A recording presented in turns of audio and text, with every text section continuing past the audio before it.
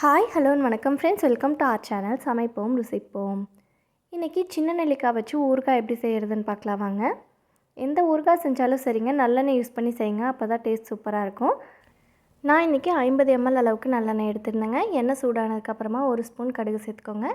கடுகு நல்லா பொரிஞ்சு வந்ததுக்கப்புறமா 1 ஸ்பூன் வெந்தயம் சேர்த்துக்கோங்க. வெந்தயம் நல்லா கலர் சேஞ்ச் ஆனதுக்கப்புறமா காரத்துக்கு ஏற்ற மாதிரி வரமிளகாய் சேர்த்துக்கோங்க. நான் 2 வரமிளகாய் சேர்த்துருக்கேன். கொஞ்சமாக கருவேப்பிலை சேர்த்துக்கோங்க. அடுத்தது ஒரு சின்ன ஸ்பூனில் 3 ஸ்பூன் அளவுக்கு மிளகாய்த்தூள் நான் சேர்த்துருக்கேங்க. சின்ன ஸ்பூனில் 1 ஸ்பூன் மஞ்சள் தூள் சேர்த்துக்கிறேன். இதெல்லாத்தையும் மிக்ஸ் பண்ணி விட்டுறலாம். நான் இன்றைக்கி 3/4 கிலோ அளவுக்கு சின்ன நெல்லிக்காயை க்ளீன் பண்ணி எடுத்து வச்சுருக்கேங்க. அதை சேர்த்துக்கிறேன். அடுப்பை வந்துட்டு சிம்மில் வச்சுட்டு இந்த மெத்தடில் செஞ்சு பாருங்கள், டேஸ்ட்டும் சூப்பராக இருக்கும். செய்கிறது ஈஸி தாங்க.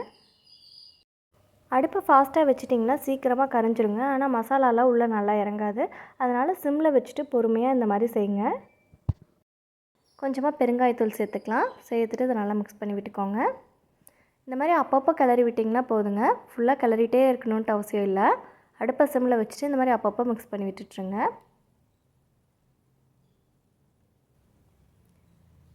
தேவையான அளவு பொடி உப்பு சேர்த்துக்கோங்க. உப்பு மிளகாய்த்தூள்லாம் நீங்கள் எடுக்கிற நெல்லிக்காயோட அளவுக்கு தகுந்த மாதிரி வேறுபடுங்க. நல்லா மிக்ஸ் பண்ணி விட்டுட்டு இன்னொரு 5 நிமிஷத்துக்கு அப்படியே நல்லா வேக வச்சு எடுத்துக்கலாங்க. இந்த சமயத்தில் 1 ஸ்பூன் கடுகு 1 ஸ்பூன் வெந்தயத்தை நல்லா கலர் சேஞ்ச் ஆகிற அளவுக்கு வறுத்து எடுத்துகிட்டு ஆறுனதுக்கப்புறமா பவுடராக அரைச்சி வச்சுருக்கேங்க. அந்த பவுடரை சேர்த்துக்கலாம். சேர்த்துட்டு மறுபடியும் மிக்ஸ் பண்ணி விட்டுட்டு இன்னொரு 5 மினிட்ஸ்க்கு இப்படியே விட்டுறலாங்க. நல்லா வேகட்டும். பாருங்கள், இந்த அளவுக்கு வெந்துடணும். நெல்லிக்காய் எல்லாமே நல்லா வெந்து அந்த எசன்ஸ் எல்லாமே சூப்பராக உள்ளே இறங்கிருங்க. இந்த அளவுக்கு நல்லா வெந்து வந்ததுக்கப்புறமா அடுப்பை ஆஃப் பண்ணிவிட்டு ஆற வச்சிடலாங்க. ஆறுனதுக்கப்புறமா ஒரு ஏர்டைட் கண்டெய்னரில் போட்டு நீங்கள் ஸ்டோர் பண்ணி வச்சுக்கோங்க.